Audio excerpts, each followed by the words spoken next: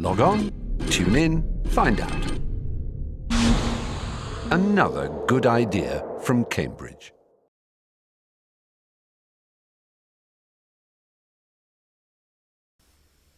So it's a great pleasure, Peter, to be talking to you again after all these years. Yes. You were one of the first figures I met in our faculty, and Really? one of the few I never had any arguments with, as I recall. So it's a great pleasure to see you, and an honour to be interviewing you. Peter, could we just start with your childhood? Can you tell me something about your family and your family background? Yes. I was born on the 27th of March 1929 in a tiny village called Tilney St Lawrence in the Norfolk Fen, where my father had a small grocer's shop. And he had it there because he came from a family of small-time grocers. My grandfather was a small-time grocer in the East End of London, in various places in the East End of London, from the late 1870s onwards, although he was from the Fen too, from the Cambridgeshire Fen. And he married a girl from Huntingdonshire. But they moved to London partly because of the agricultural depression of that time and set up in a very small way in the East End. And he was a ship's chandler too for a time. They had a very large family, 11 children, 9 of whom survived into adulthood. And my father was the youngest survivor. He was the 10th. He had a rough time in the First World War, a really rough time. And he hit the bottle, essentially. And he came back to being a grocer again with his father. But because of the bottle problem, my grandfather, with the help of Lipton's, of all people, because he'd worked for Lipton's, found this place, this little shop in Tilney, and set him up there in 1925. Well, of course, it didn't really work, because my father tended to drink the profits. There was a pub across the road, and I'd been to the place, and although it's no longer a shop, it's a house, private house, there's still a pub across the road, as it were. Anyway, my father married my mother in 1927. She came from Lakenheath in Suffolk, where there were and still are a lot of Gathercoles, actually. So all my roots are East Anglia, one way or another. And they were successful for a time. But I was the only child. My mother had 4 miscarriages. And I was born at home, and I was a 7-month baby. And I was lucky to survive. But then the slump came, and of course my father went bankrupt. And eventually we moved back to London, and I grew up in Ilford, Barkingside first of all, in a council house, and then in Ilford. My father was still in grocery at that time, but he went into various jobs. He had a very, very unhappy 30s, and I had a lot of unhappiness as a child because of my father drinking. And I went to Gathercole Council School in Seven Kings. And I thought I would be destined for, going for a county scholarship, because I was bright. But I wasn't unusual in that. I mean, we had classes of 48 kids, I remember. And by the time I got to the Gathercole Middle School, I was moving in a certain direction, obviously, although not very conscious of it. But the great thing was, my eldest uncle was a musician. All the family were very musical. But Uncle John was an organist and a cricketer and a butcher. And he had two butcher's shops near Wanstead Flats. It's all East London, all this, you know. The men used to talk about East London interminably and so on. The women did all the cooking and the washing up, and on Sundays they all got together, and the men talked and talked and talked about grocery and so on and so forth.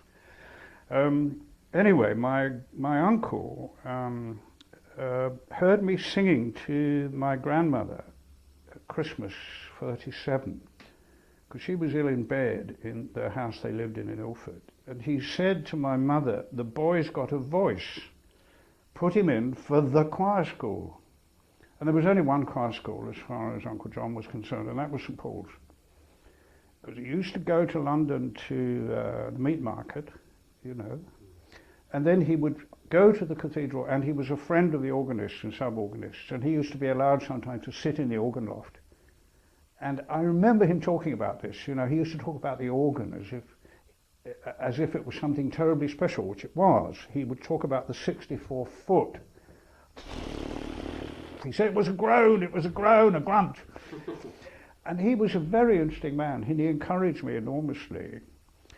And so in the summer of '38, they put me in for the St Paul's Choir. And I failed, but they gave me another go. And in the December, I got in. I was the junior boy. I was number 38. There were 38 boys. So I started in January '39, the lowest of the low, in the choir school. Well, I was musical, but I couldn't sight read. I've always been bad at sight reading. And that really changed everything, because I was away from home in a boarding school, in a tiny boarding school right in the city of London, you see, with masses of music, which was fabulous, and actually good teaching too. And then the war. Any particular teacher?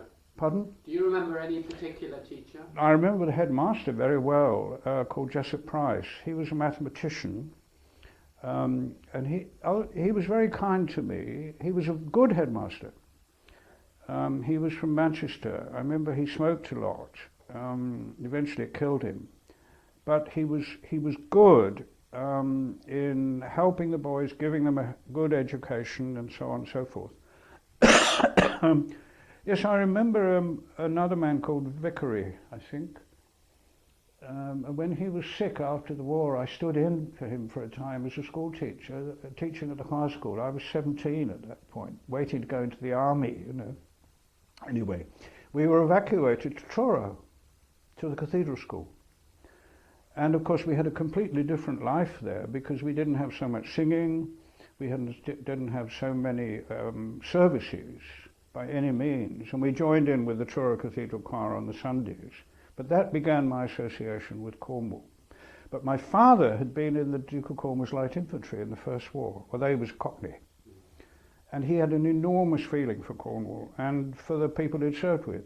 And he used to say, and I remember this so vividly, he used to say to me, "Peter, I was in a regular battalion. And if I hadn't been in a regular battalion, if I'd been in a Kitchener battalion, or if I'd been on the Somme, you wouldn't have been here." But a regular battalion was a regular battalion, you know, and the discipline was much tighter, and they knew how to cope with things. He was at Ypres in 15. It was dreadful. Dreadful. He was 19. Awful. Then they went to Greece with that Anglo-French expedition. Anyway, I enjoyed it enormously in Truro, of course. Well, the load was so much lighter, you know. I mean, we sang 2 even songs twice a week, and then sang with the Truro men and the Truro boys on Sundays.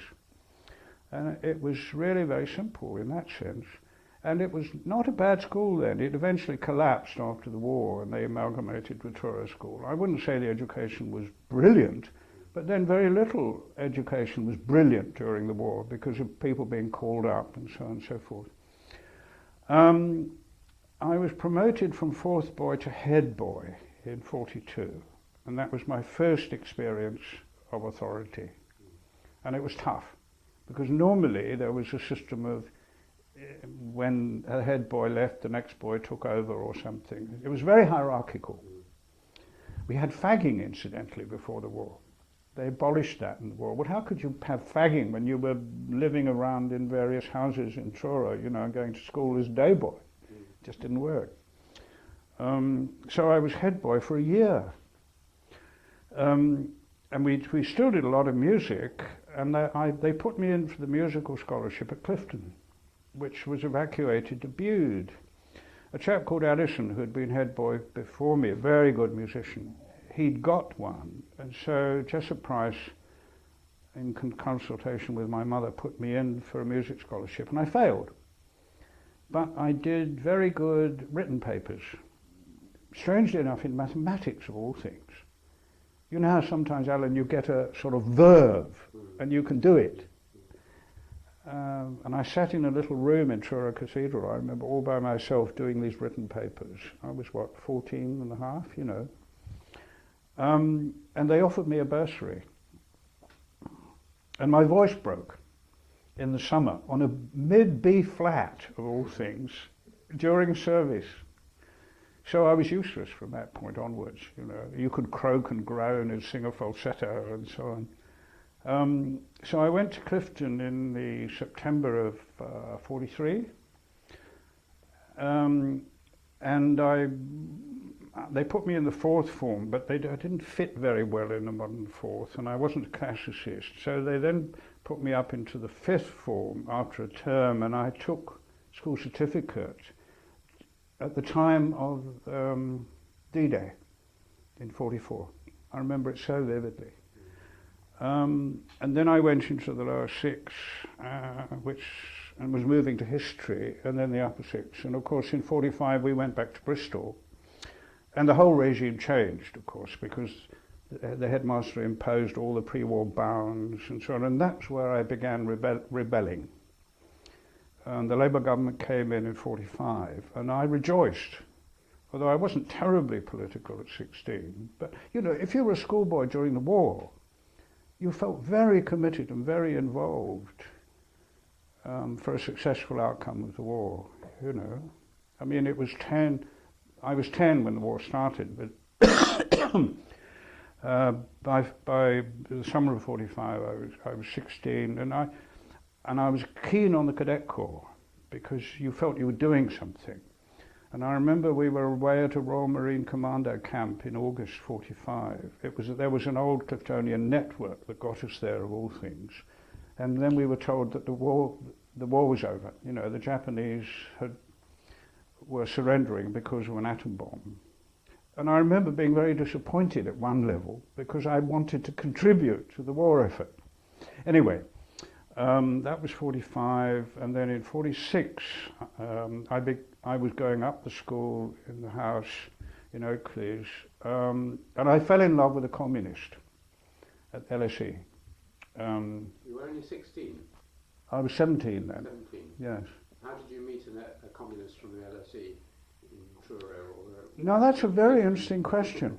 I'm not sure that this ought to be made public, this bit, but it was a fluke. And she was 2 years older than me, but she was from Woodford, much the same area as I lived in, by chance. And she was a lodger in the house of the woman who was the secretary of the headmaster at St Paul's, Jessup Price. And her name was Kate Manifold. And she'd been here in the 30s, and she was a party member. And her husband, Manifold, was an Australian poet. I'm trying to remember his first name offhand, it'll come to me. He's a good poet, very good poet. And he'd been in Jesus, and he'd been in the party. And after the war, they set up in Belsize, just off the Finchley Road. And Jean was a lodger there. And I met her through Kate Manifold. And I got interested immediately in that circle. And it included, for example, Jack Lindsay, whom you will know of. Did you ever meet Jack Lindsay when he lived here? He wrote 160 books, I think, or something like that. I mean, enormously prolific writer, as you know. And a good classicist, as I understand it. And for a time, well, he was a friend of Child's. Yes. Anyway, I got interested in Marxism then, and I read quite a lot. And I started to take the Daily Worker at school, which was, of course, unheard of. Pardon? Scandalous, I think. No, the housemaster was very tolerant. It used to be delivered with his Times by the same newsagent. By that stage I was getting more and more critical of Clifton. But you see, I had to stay in the system because the only way to get out satisfactorily was to take all the examinations before being called up into the army. I wanted very much to go into the army. And so I ploughed through the History 6. And of course in 46 I could, because I was concentrating on medieval history and also into the 17th century, you see, who did I read? Christopher Hill. Did you? At that early age? Oh yes. He'd only just started publishing, hadn't he? I mean, he'd written that thing on the English Revolution. Yes. Probably that. I still, published by Lawrence and Wishart, I still got it. So have I, yes. I got my copy. Mm. But you see, through John Manifold, John Manifold knew a lot of these people. You see, there was a very left-wing intellectual grouping in that part of London at the time. The Communist Party Cultural Committee was very active. There was a real network, as an anthropologist would now say, a la John Barnes, you know. And it was real and tangible, but it was also involved in music. And Manifold, John Manifold, played the bass recorder. And so he was involved in that enormous interest at the time in 16th century music. And Ernst Mayr, the German anti-fascist, in 46 published his book English Chamber Music, because he'd been working in the BM during the war. And I bought a copy. I've still got it. So I got to know these people, you see. Now these people were bright, they were very intelligent, they were iconoclastic, they were critical. It was a time when the Labour government was moving forward very rapidly in all sorts of directions, in nationalisation and so on. It was before the Berlin airlift, it was before the Cold War really developed, you know, before Churchill said there's a basic division in Europe, the Fulton speech in 46, and so on and so forth. Now, this all had a tremendous effect on me, obviously, but the contrast between meeting these people in the holidays and then going back to Clifton was almost too much. Almost too much. I used to write to Jean and she used to write to me and say, now come on, it's going to be all right, you know. Just stick to it. And that's where I learned. You had to stick to things, working within a system, even if you want to get out of it. So I took the higher school certificate in the summer.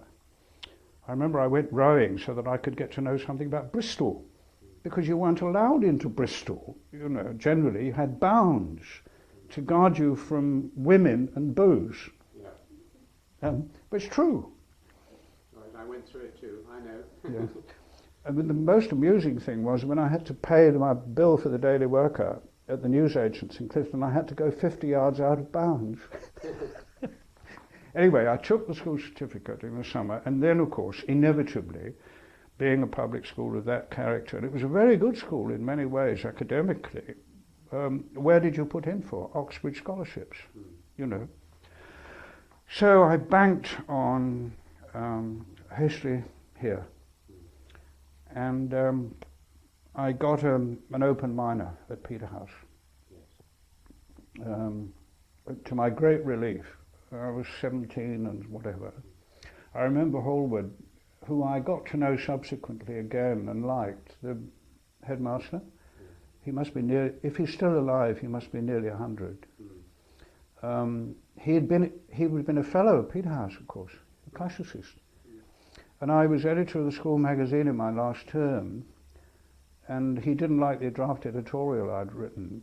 I didn't realise there was a censorship. The housemaster concerned for the school magazine sent it through to him, and he summoned me, and he threw the manuscript on the floor and said, "You can't publish this. What will the parents and the governors say?" Because it was too critical, you see. And then he said something very interesting to me, and I don't hold this against him because he was right. He said, "Gathercole, people like you should go to the London School of Economics, not Cambridge." And in a sense, he was right, you know. Anyway, I got a minor. Only a minor, someone said. Why didn't you get a major? My God, you know, to get an open major scholarship in history at Peterhouse in 46 would have been, think of all the history fellows in Peterhouse at that time. Incredible. I was interviewed by David Knowles, and no, I met him later, of course, Butterfield. Oh, yes. Fancy being interviewed by those two when you're 17. Yes. Butterfield said, do you tend to follow the economic interpretation of history. Words to that effect. Anyway, to my great relief, I got it. I got a scholarship. I left Clifton. I was going to leave Clifton anyway and go for an Oxford scholarship on my own bat. I could have done that. There were some closed scholarships from Clifton, the Neil scholarships to Oxford, to Queen's, Oxford. And I worked in a bookshop, which I greatly enjoyed, and then I was called up. And I did 2 years in the army, which actually I liked. I did basic infantry training. I immediately got earmarked for army education, of course, which I didn't want to do. I wanted to be a driver in the service corps and learn to drive, you know. But I did infantry training, which was very good. Primary 6 weeks, and then infantry training with the South Staffs, which I loved, because I mixed with chaps from Birmingham and Dudley, and so on. And you know, it was hard, it was tough. And you help people along all the time. But it wasn't difficult for me, because I'd been in the Cadet Corps, and I'd lived away from home. I lived in Spartan conditions in a public school, because when we went back to Clifton, you know, the conditions were pretty Spartan to start with. And then I went to the Army School of Education. There were masses of people going into army education at that time. The Labour government was very keen on army education, for good reason. Because so much education for conscripts during the war had been very bad, for boys particularly, moving around, you know, evacuated and so on. And 30% of the army conscript intake was semi-literate at that time, officially. So we did 3 months training at the Army School of Education, which was at Buchanan Castle in Scotland then. And when we weren't in syndicates, it was the Cambridge word that was used for group education and training. We were drilled by people from the Brigade of Guards. And this was deliberate. And the colours of the Education Corps were Oxford blue and Cambridge blue. I mean, you know, it was so typical, as it were. But it wasn't a bad thing to be in. And then I was posted to Egypt as a sergeant. The draft went out just before Christmas in '47. I thought I might be posted anywhere. Where I didn't want to go to was Palestine, because it was all breaking up then, you know. A close friend of mine was in Palestine, in army education, attached to the parachute regiment. And he had a very difficult time before they pulled out. But I stayed in Egypt, and I was at HQ, or GHQ, Middle East Land Forces, I think it was, at Fayed for a time, as a sergeant.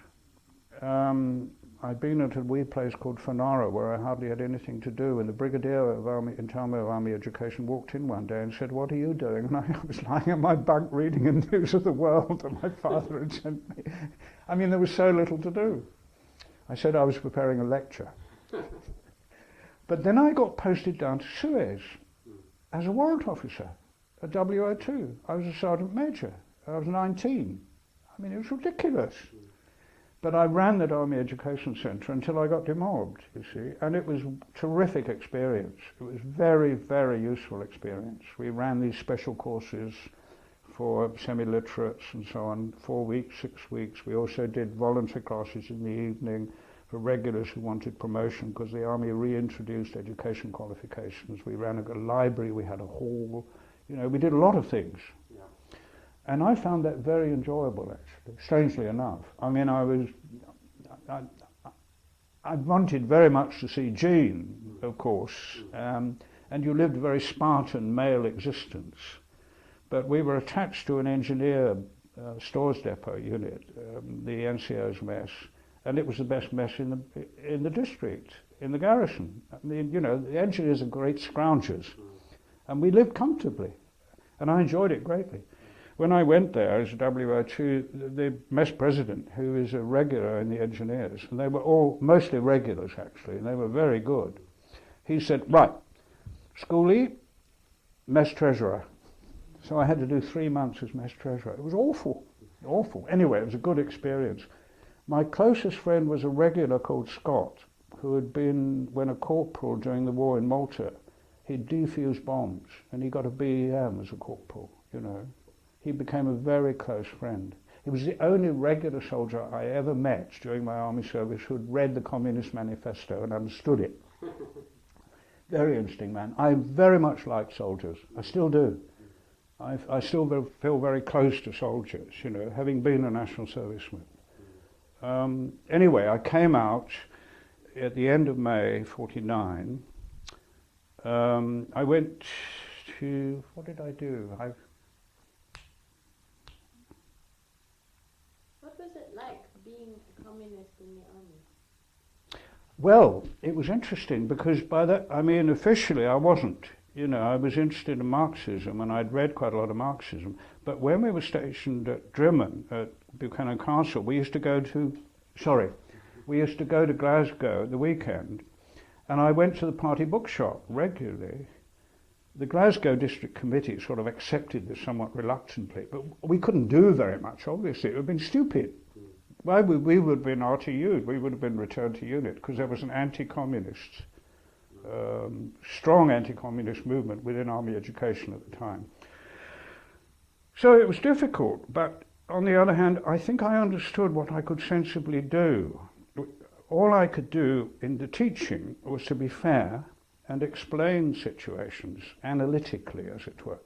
But being in Egypt, you see, the big question to the conscripts particularly was, why are we here? And we used to do classes on current political situation.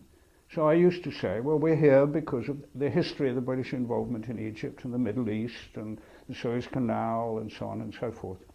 And it was interesting, before the Major posted me down from Fayed to Suez, he said this, Alan, he said, Gathercole, I'm posting you down to Suez because you're obviously going to be capable of running this Army Education Centre. And we know about you, but I think it would be best to have you down there out of the way. Or words to that effect. Well, I remember thinking, you know, because I wasn't politically ignorant by that stage, having been a bit of a rebel at Clifton and mixing with people like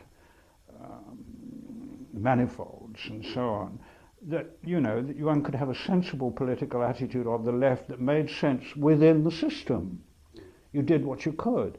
I mean, I realized immediately that Major Foreman, who was a hell of a nice man actually, if he'd had any sense in this context, he would have said, well, we must keep you here because we have to keep our eye on you. But he trusted me, obviously, which was nice. And I never transgressed in that sense. You know, I never used, consciously anyway, my position as a WO2 to preach propaganda. What would be the point? Anyway, you didn't have to teach propaganda. What were the British doing in Egypt? They were guarding the Suez Canal. From whom? From the Russians, as much from the Americans as the Russians. We had a big military presence in the Middle East. Anyway, does that answer your question? Yeah. So the next stage was Cambridge. Cambridge. Well, I got a job with this. I worked in the NUS before Cambridge. National Union Students in Ensley Street in Bloomsbury. I was in the vacation work department, and I allocated people to farm camps. And that was a good administrative experience, and it got me in touch with students.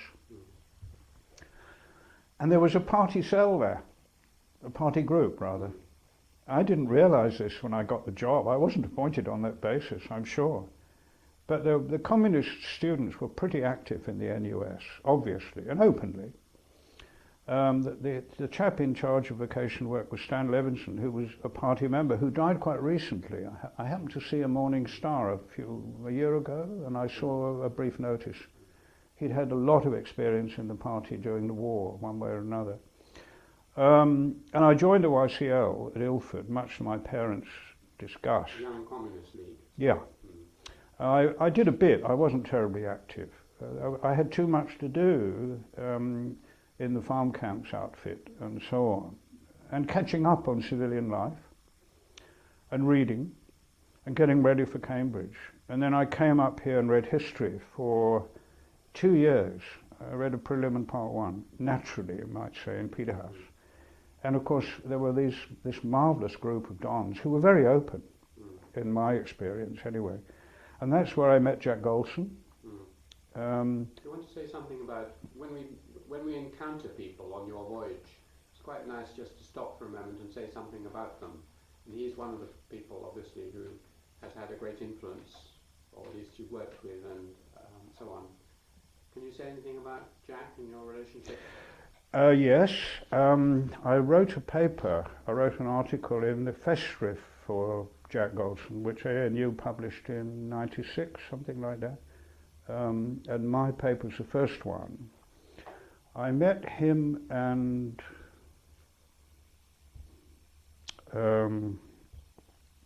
Max Cole, also historians. We were all history scholars. Max, Alan I think was his real name, but he was always called Max. He and Jack had been up in the latter part of the war. They did a year and then were called up. Jack went into the pits as a Bevin boy. So did Max for a time, and then went into the Air Force. And they came back and finished their degrees. Well, they'd already formally taken their degrees, because you could do it after 6 terms, couldn't you, during the war. So I met them almost immediately when I came up, because I got involved with the undergraduate branch. There were 33 members, I remember. But Jack has had an enormous influence on me. I mean, he was not only a history scholar. By that stage he just finished, or was finishing, his part 2, although he'd already taken a degree. And actually he'd already taken his MA, one of those anomalies of the post-war period. And he was beginning research in medieval archaeology, Lincolnshire deserted villages. And we spent a lot of time together. We used to sell daily workers together on Saturdays. That's all in this article. But he influenced me greatly, because he showed me the interconnections between Marxism, history and archaeology in a pragmatic sense. And he ultimately encouraged me to move from history to archaeology, because there were so many people reading history, and one felt, you just went along to Mill Lane and absorbed very good lectures, and I was doing medieval and a bit later in the main. Is anyone particularly good? Oh gosh, the chap who used to lecture on the papacy, a fellow at Trinity, I've forgotten his name. Brian Wormald was very helpful to me. He was my director of studies. John Saltmarsh? Yes, his lectures were fantastic. They really were. I understand he didn't publish a lot. Hardly at all. Just one famous article on the plague in medieval. Oh yes, but his lectures. Was it true that he once impaled a student on the end of a board pointing device when he was illustrating the effects of the stirrup on European civilization? I don't know, but it's quite possible. That may be one of those yarns, I don't know. I went to Poston's lectures, the same lectures 2 years running, and they were different. I went because Max Cole, who was by that time a graduate student, said I should go.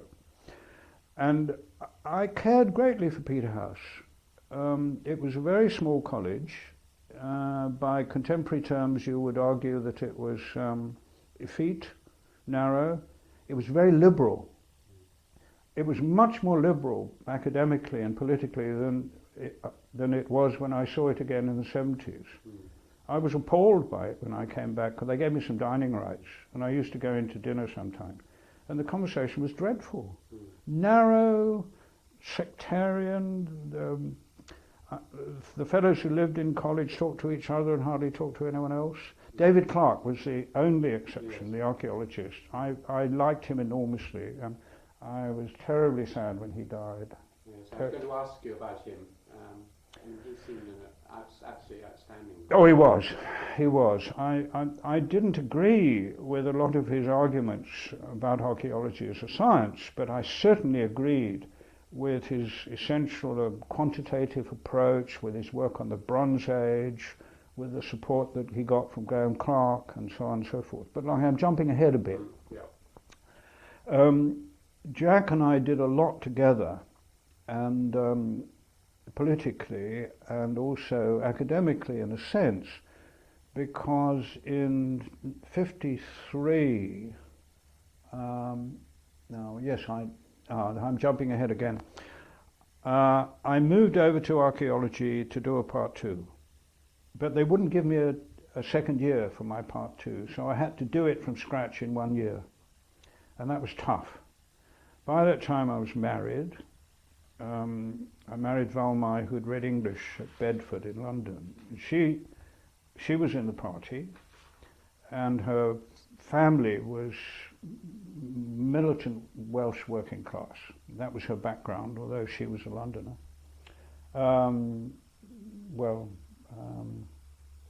Near Cuffley she came from. Her father had a long history of militancy. He had been imprisoned in the First War as a conscientious objector, all that sort of thing. She came up to Cambridge at the end of my second year, because she was ahead of me, because I, had been in the army. And we married that summer, and we lived out.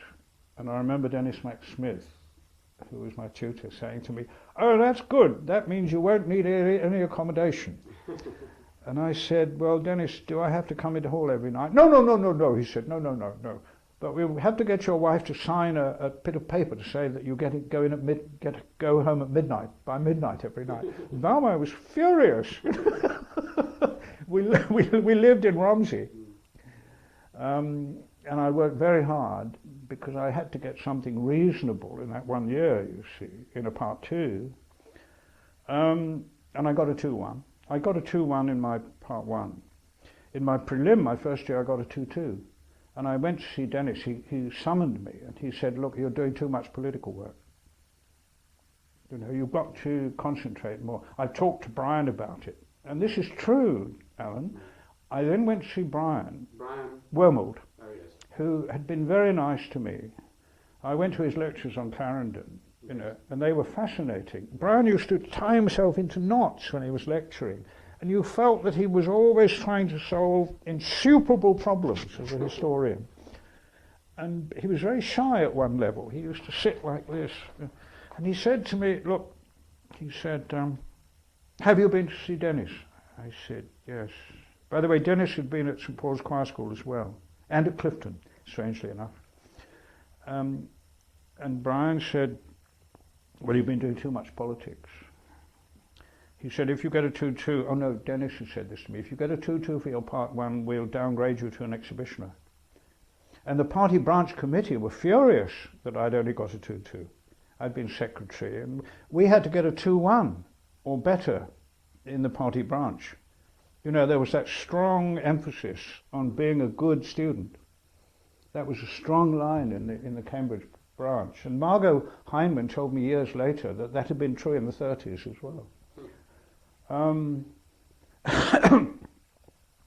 So Brian said, "I'm going to send you to Max Cole. He's going to supervise you. And he'll keep you on the straight and narrow." And there was a party member supervising another party member. This was Brian's deliberate policy, and it worked. I went to see Max, who was married to a well-known economist, Dorothy Wedderburn, as she became, who I've been friendly with for many years, and I've seen only recently, actually, a year or two ago, because she has links with Darwin. And Max said to me, "I've been talking to Brian, and you're going to work jolly hard, and the supervisions are going to be straight on the subject, and after that we can talk politics if you want to." And that worked. And I got a 2-1, and then I got an open scholarship, to my amazement, from Essex County Council, a county major, to go to the Institute of Archaeology. And that's where I came under the influence of Child and was taught by Child and so on. At Cambridge, I'd been taught mainly by Graham Clark, who was a fellow of Peter Huss by that stage, and of course Glyn Daniel, and I went to part 1 lectures as well, as far as possible, to get background as well as part 2. And De Navarro in Trinity, his Bronze Age lectures were fascinating, extraordinary. Did you go to any anthropology lectures? No, I didn't have time. No, that's not quite true. I did go to a few.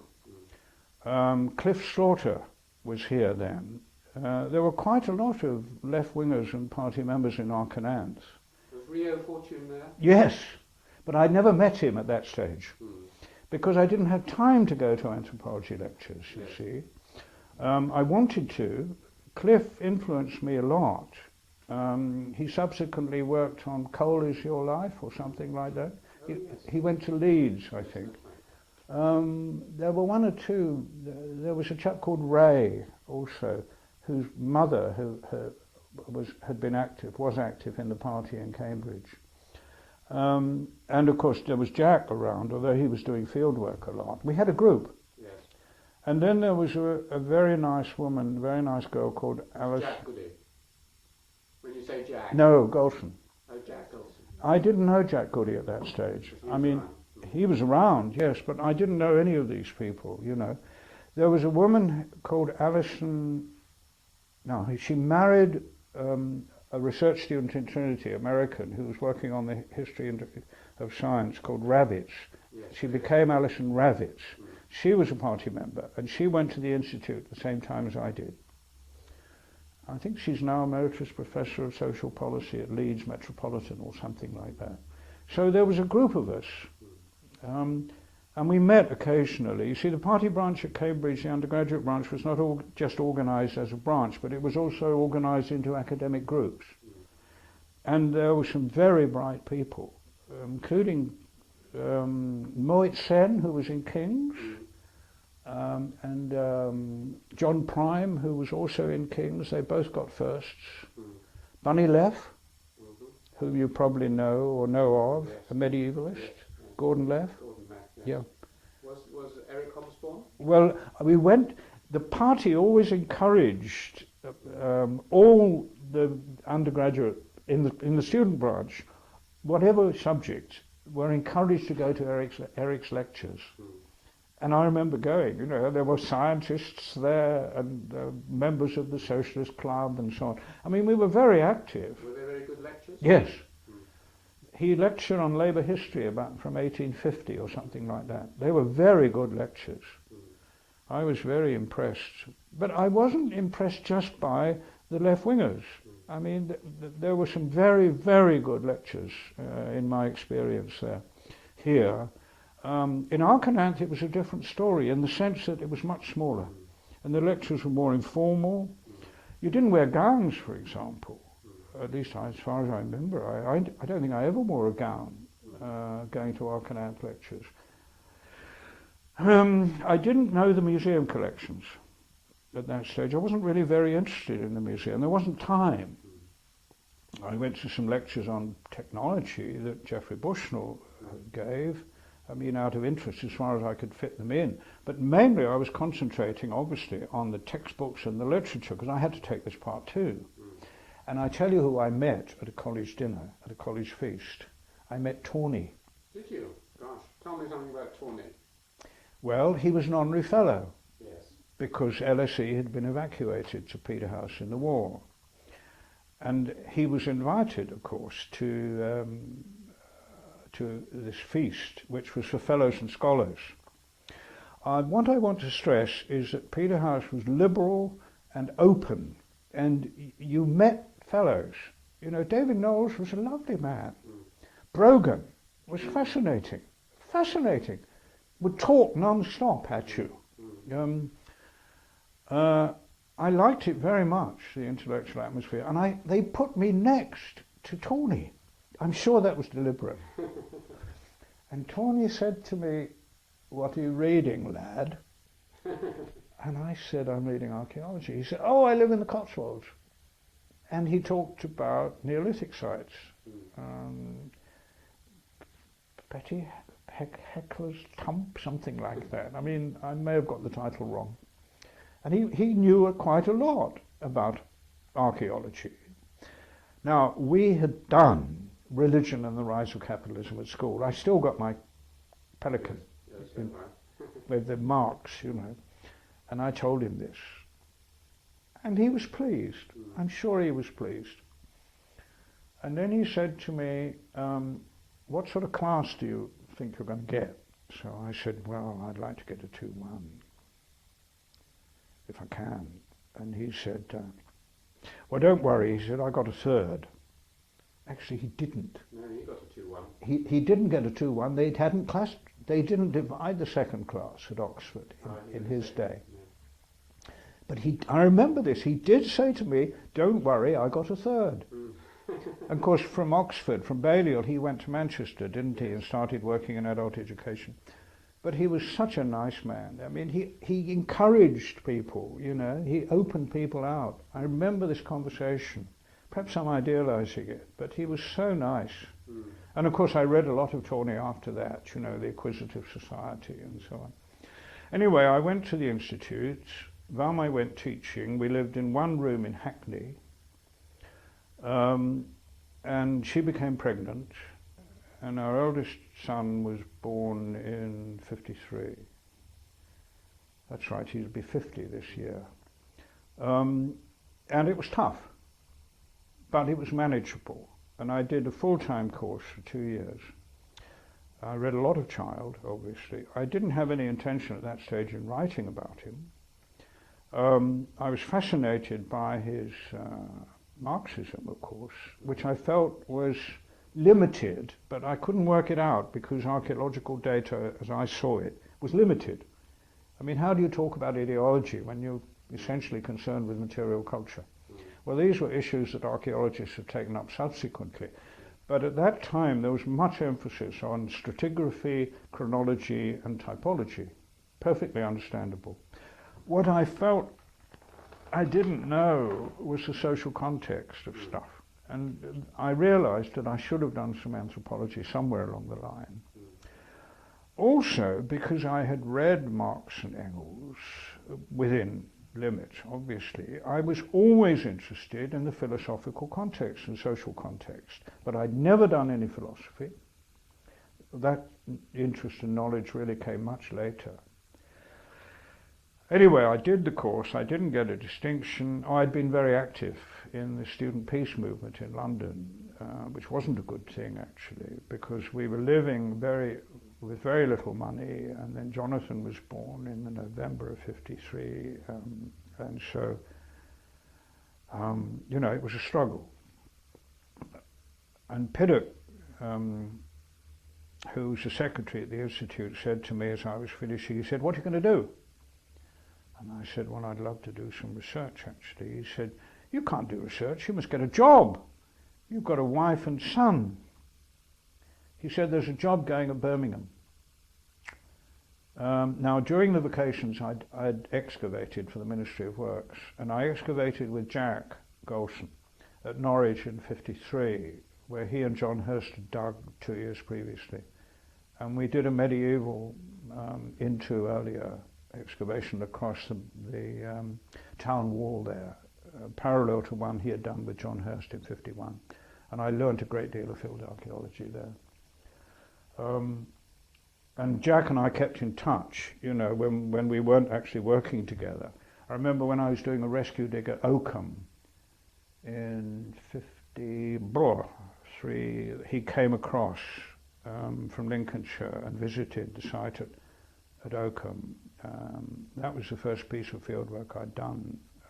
And we spread out the pottery in the hotel on the floor that night, because I didn't know anything about medieval pottery, you know, I had to learn from scratch. And he had done a lot of work on medieval pottery, and later.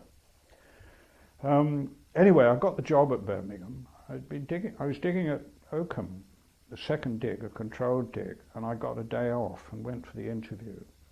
And I got the job, and I went there in the October and worked in the Department of Archaeology, Ethnography and Local History with Adrian Oswald, who was the keeper. And then I had to lecture on the collections as a trainee assistant, including ethnography. So I started to read ethnography. I went to an extramural class as a student, and I read Patterns of Culture.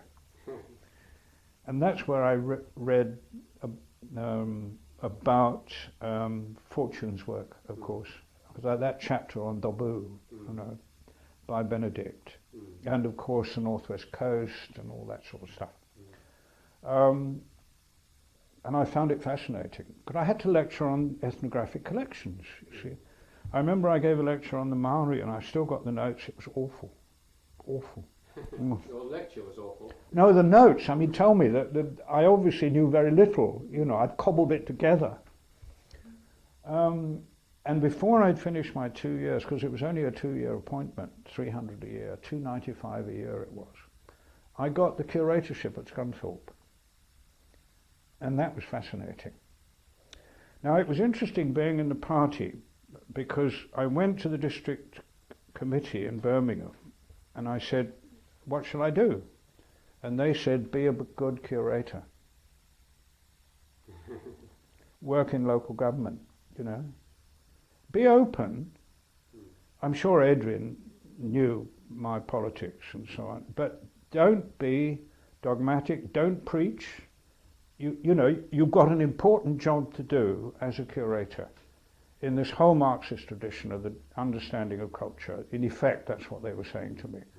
So Valmar used to do various things in the normal sort of party branch manner. I'd done a daily work around when I was a student here, regularly on a Saturday, and I did a little bit of that in Birmingham. But I was so busy because I had to earn extra money. You know, I did extramural teaching in the evening.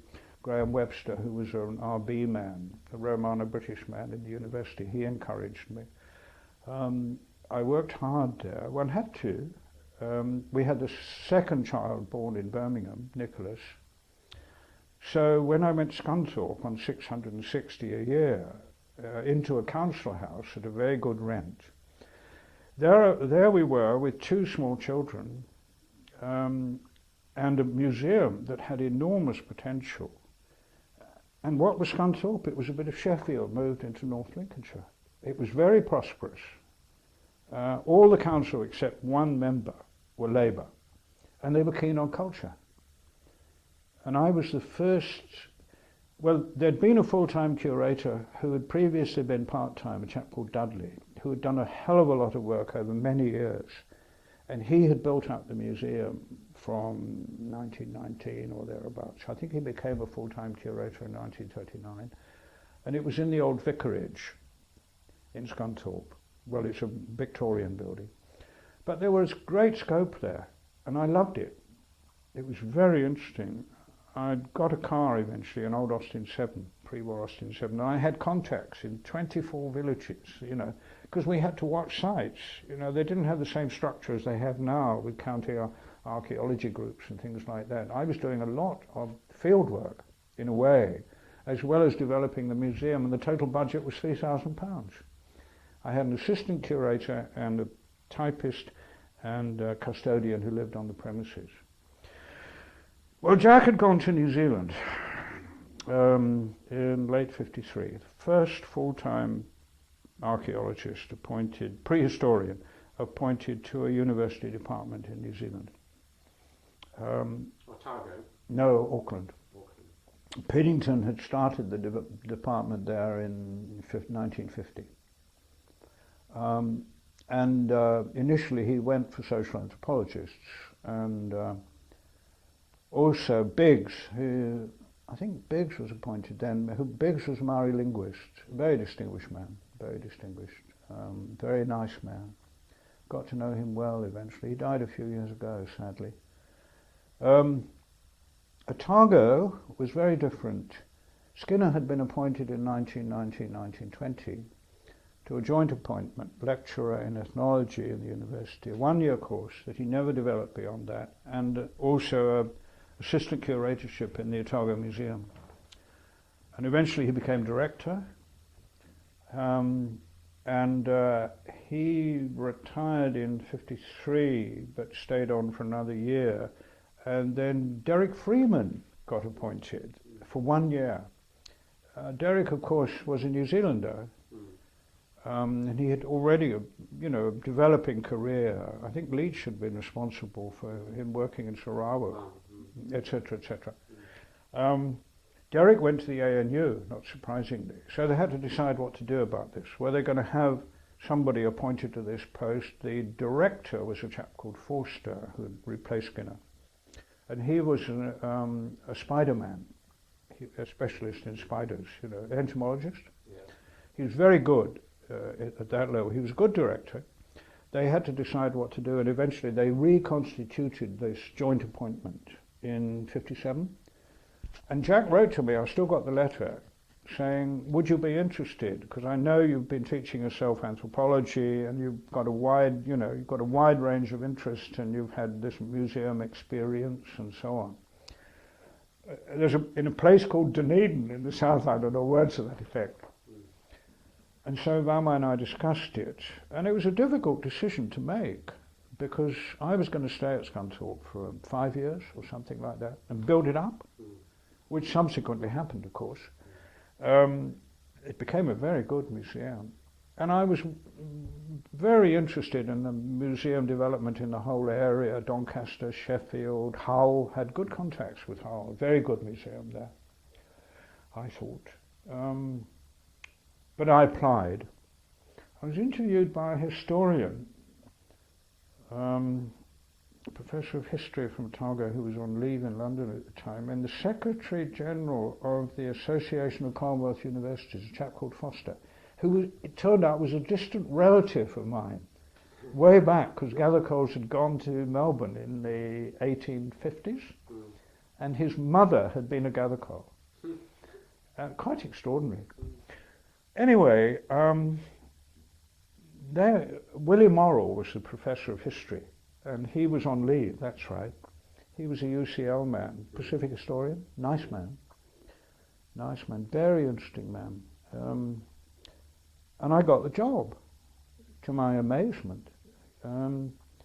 So after much thought, I accepted the job, but not immediately, because it meant uprooting ourselves. We were going to be emigrants, you know. And we went with 2 little boys by ship. 6 weeks it took. And of course it was all new to me. And that's where the whole New Zealand career began. This joint appointment at Otago. I don't know whether you want me to talk about that. We've got 4 minutes left on this tape. Would you like to ask a question about New Zealand? Well, when you first arrived, Skinner was still around, wasn't he? Very much. Right. Yes. Now this was very important. In fact, the whole link with Skinner was crucial, because not only was he a very distinguished ethnologist in that Haddon, Rivers, etc. tradition, but also he was much committed to New Zealand. His grandparents had emigrated from Plymouth, that area, to New Plymouth. Very significant migration in the 1840s, establishing New Plymouth really. His father, W.H. Skinner, was born in Taranaki and was a surveyor. And he was very interested in Maori objects, and Skinner grew up in that environment. He couldn't do any anthropology in New Zealand as a student. I remember he went down to Otago to finish his degree just before the First War, and he did classics and zoology, which was a very sensible combination, actually. It was the closest he could get to anthropology, he told me. Then, of course, he volunteered, and he was at Gallipoli and wounded. He was in the Otago regiment. Survived, but it was tough, I think. He was awarded a DCM. This was in 1915-16, before the military medal was instituted, or just around the same time. The Distinguished Conduct Medal is, you know, the non-officer's equivalent to a DSO. So he'd obviously done some pretty brave things, and he was invalided out. And what did he do? He came to Cambridge and read the diploma.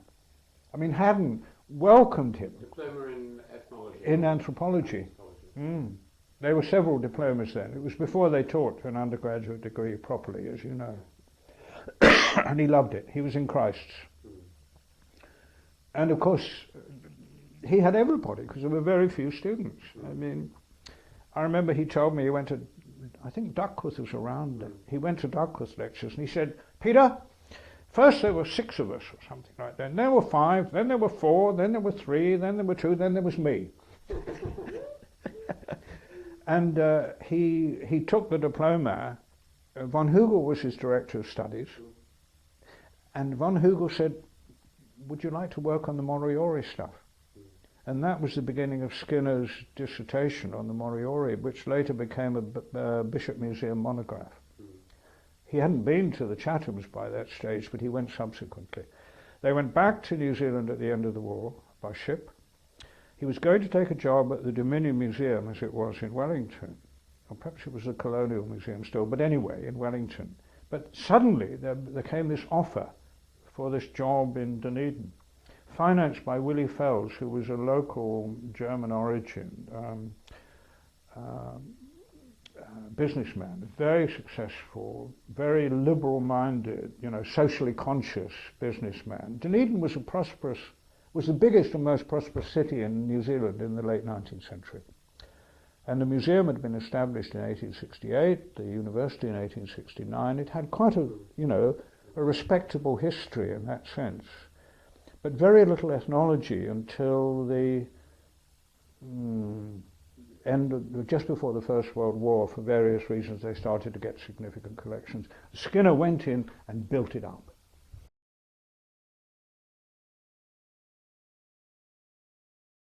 The first thing was, of course, that I knew nothing about the anthropology and archaeology of it, really.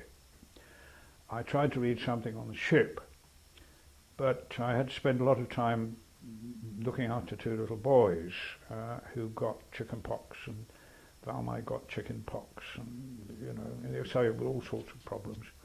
But anyway, I got a very good welcome at Otago, and very rapidly I realized that the job was going to be almost impossible to control, because there were two jobs, and they should each have been full-time, but they had to be part-time, half-time you might say, roughly.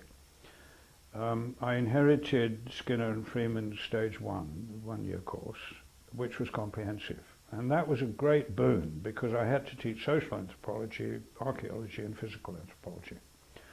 I couldn't cope with linguistics. I mean, I had no training at all. So I developed a one-year course, which I taught from the March 59 onwards. I arrived in July 58, and that gave me time to settle in the museum.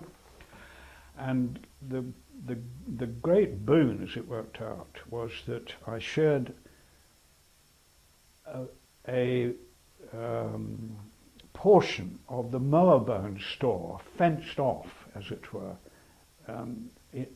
to make an office with Skinner. And he used to come in 2 or 3 days a week and talk.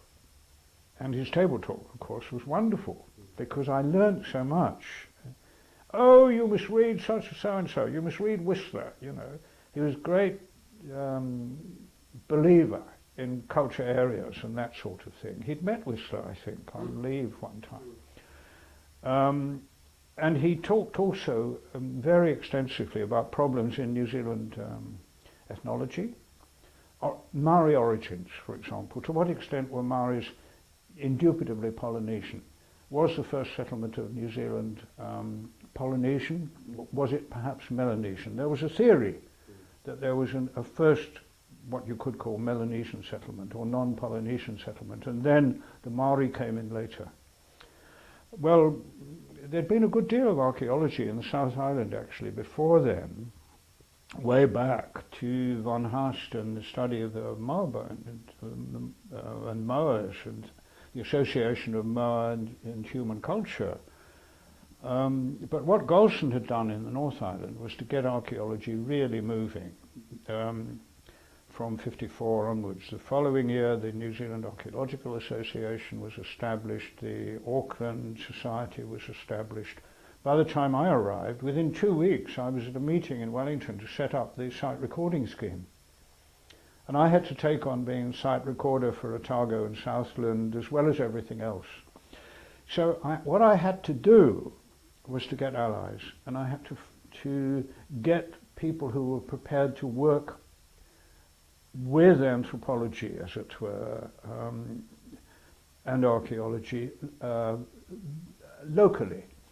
And so in late 59, 60, with Les Lockerbie, who is a New Zealander who was in the museum but was in education, he'd been a pupil of Skinner's, he and I set up the Otago Anthropological Society, and we started to do fieldwork on a more systematic basis.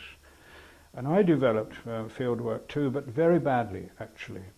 My archaeology was very poor, and not surprisingly, not properly published, for one reason or another.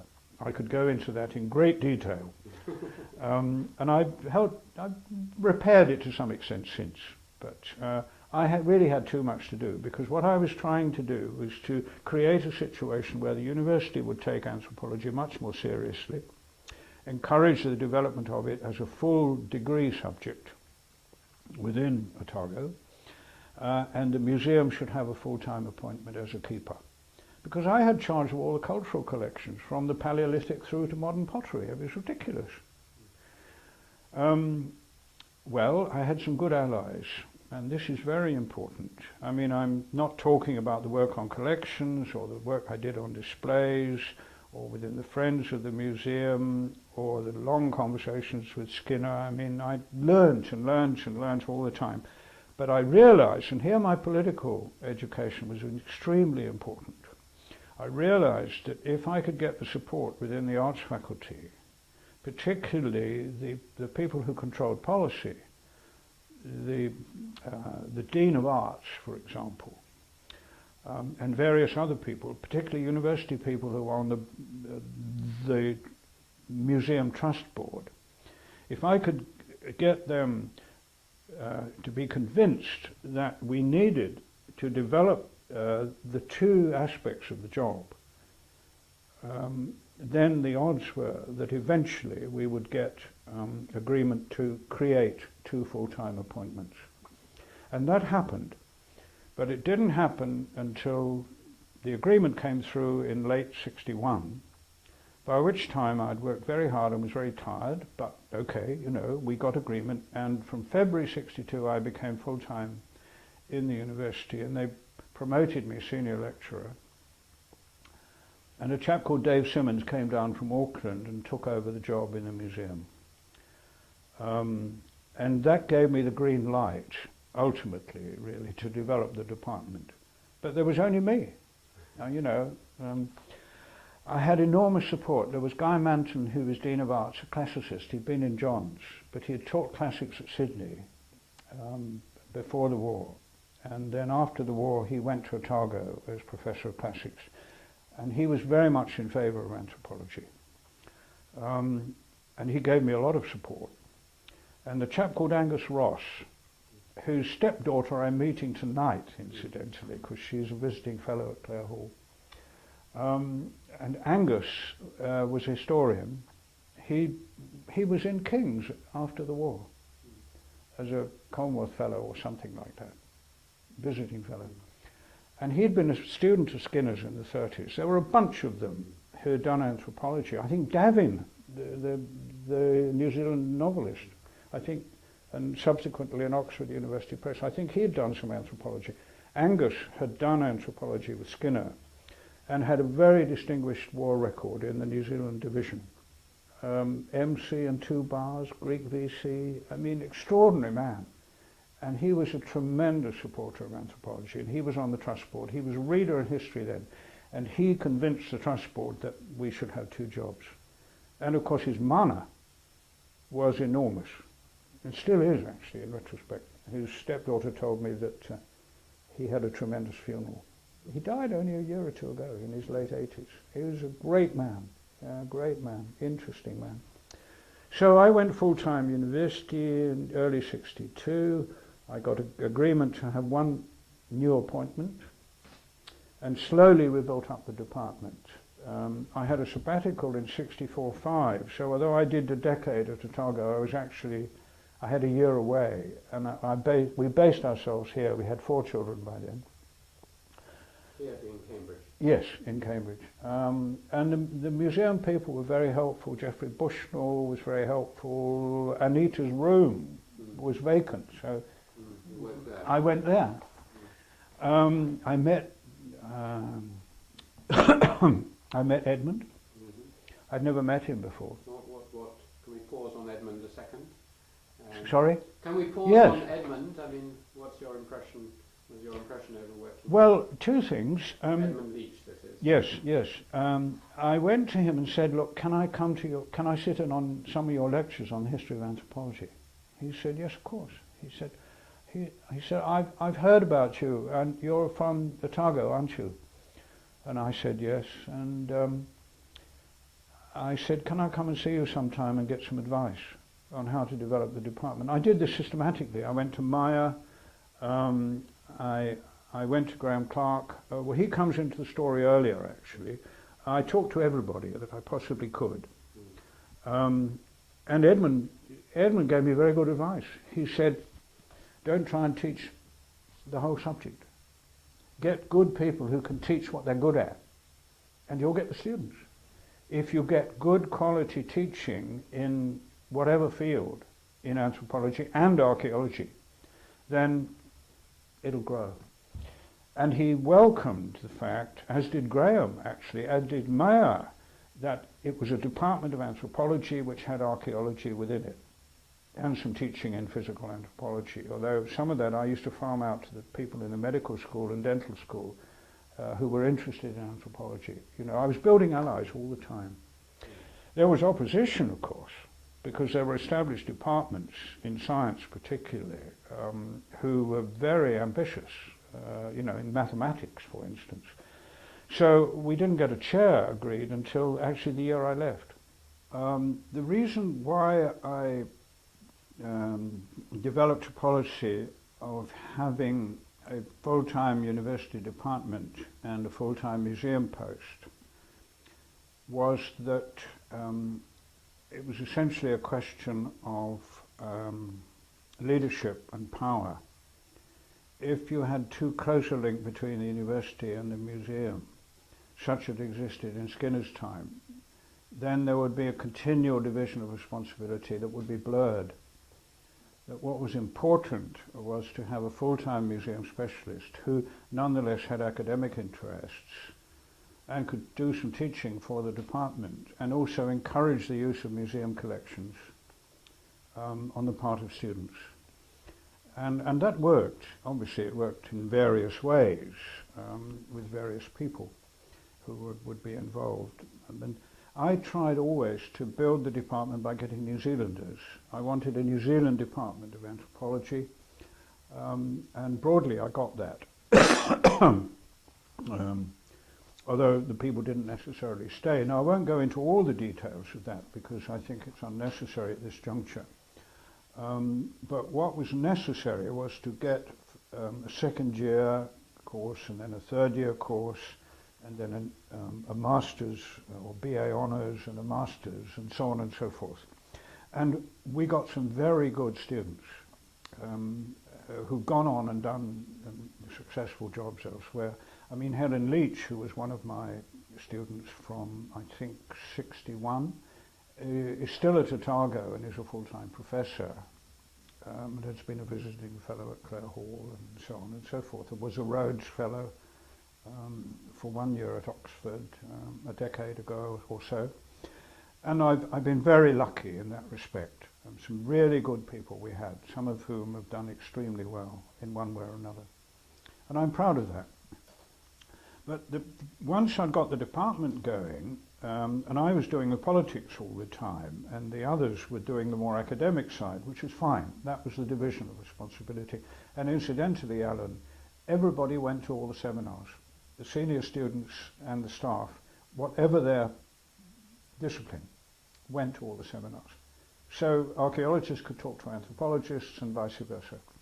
And while it isn't so true now, because it's a much bigger department with many more students and so on and so forth, there's still that overall ethos, which I think is tremendously important. And it's true also in Auckland, and I would say elsewhere in New Zealand, for obvious reasons. I mean, you can't talk about the history of the Maori without taking into account the contemporary Maori situation and so on. And I learnt this especially when I was teaching there in January, February this year. And I was teaching actually a course on the archaeology and on the anthropology of the Pacific, with a historical emphasis that included social anthropology and archaeology. So we were flip-flopping from one subject to another as the course developed. Anyway, once we'd got things moving in that direction, we had to have a chair. We had to have a professor. If we didn't have a professor, the department was being run by a senior lecturer. Eventually I got an associate professorship. But it was vulnerable politically, I always felt. I mean, they treated me as a professor in a sense, but they were getting me on the cheap. And eventually they agreed, the university agreed to have a chair from 1969, and this was early in 1968, by which time I was, well, even earlier, I'd been looking around for a job elsewhere because I'd done the work that I went there to do, I felt.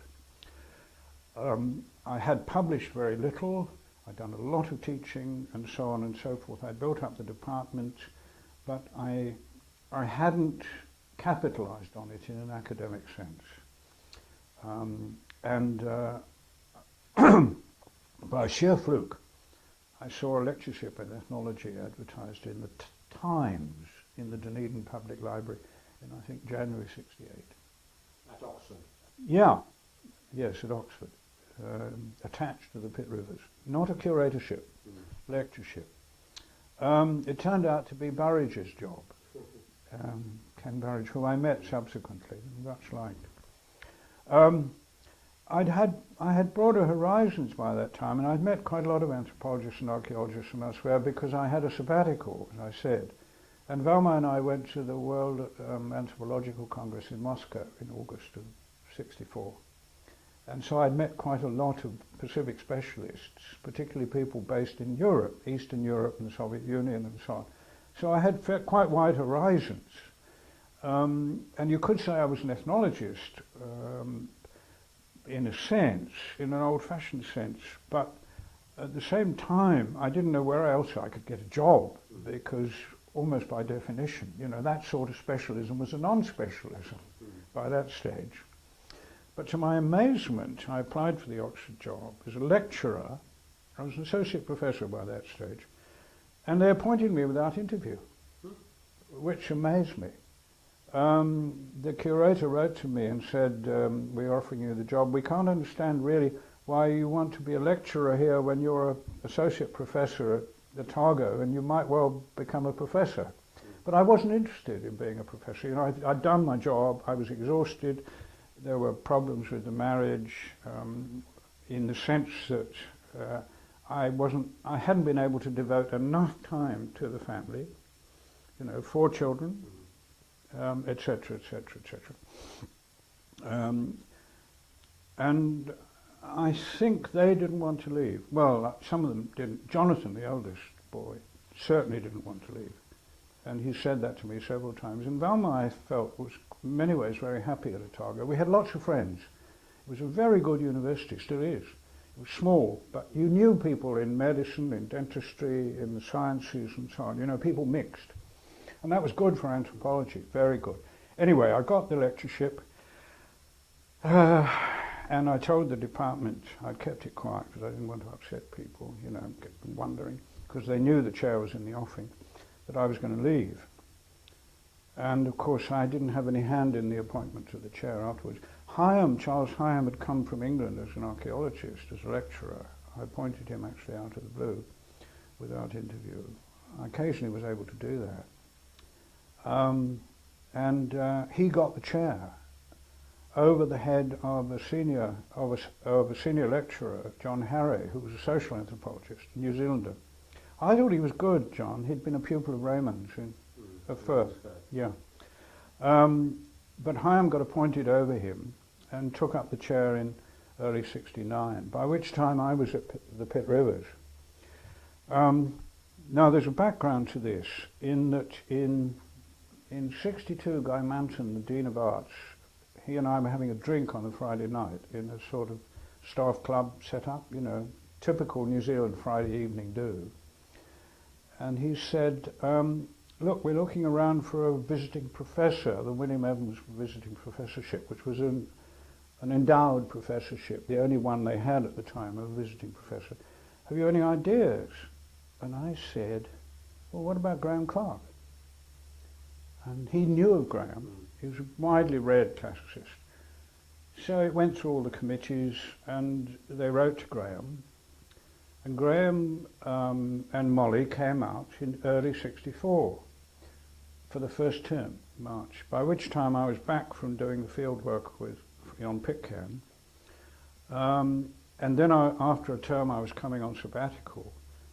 And Graham had a very good, made a very good impression at Otago. And of course that was his introduction to the Pacific. He went on to Australia. He'd been in touch with Mulvaney and Golson, Jack had gone to Canberra in '60. And Graham was very proud of the Pacific distribution, you know, because Shawcross had gone to Auckland and Bellwood had gone to Auckland, and then they moved over to Canberra and so on. And here was Higham in Otago, so there were all these Cambridge links. Incidentally, I wasn't a Cambridge prodigy. I didn't go from Cambridge to the Antipodes, you know. They had no influence on me getting there at all, actually. But Graham enjoyed himself as visiting professor. And we were in a new department. We got a building for the first time, which I got by stealth, which I won't go into. And he had a room and so on and so forth, and he liked that. Helen Leach still remembers having a session with Graham in Graham's room with the other senior students. There were a handful of them. Graham asking questions about New Zealand archaeology in the Pacific. Asking questions, not telling people, but asking. And you can see this reflected in the later editions of his book on world archaeology. Anyway, Graham was surprised that I had resigned. He heard about it, you know, subsequently, and that I was going to go to Oxford. Because what Graham had in mind was the possibility of me applying for the curatorship here from New Zealand. I remember he wrote to me when I was at Pitt Rivers. And I said, well, I loved it at Oxford. I mean, the teaching was light. There was no undergraduate teaching except the work we did for the School of Geography. There was some teaching in the first year in ethnology, which I did with Audrey Butt. It was great. And I got a fellowship in Worcester. You know. Was Harry Pitt there then? Yes. Yes. He was my teacher. Yeah, I liked him. I was very sorry to leave Worcester. I got it out of the blue. I was called an extraordinary fellow. I mean, that was the title. Typical Oxford. But for various reasons, I decided to apply for the curatorship at Cambridge. Partly because Graham obviously wanted me to do so. I left Oxford with reluctance. There were personal reasons for this as well that I won't go into. I came here in tears, quite honestly. I drove over from Oxford the last day of September in an ancient Mini from Oxford. This was about 68, was it? 70. 70. And I stayed with my mother at Lakenheath and drove in here at the beginning of, you know, something like the 1st of October, I think it was. And it was a completely new world. I hardly knew the collections, of course. I'd been over to look at the Cook stuff because I got involved with Adrian Kepler and the work that she was doing on Cook. I met her in Oxford. She was looking at Cook material in Oxford. And I came over here to look at the Cook stuff, superficially. And there was this stuff on display. And the displays were dreadful. I mean, they just were. You know, it wasn't Geoffrey Bushnell's fault. There are good reasons for this, but they were just very flat displays in ancient cases, objects with labels.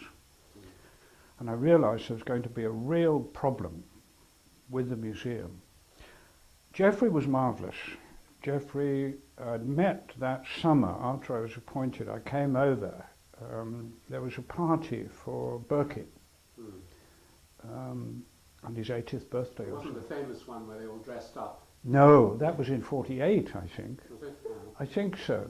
I saw the photographs of that, and Glyn used to talk about it a bit.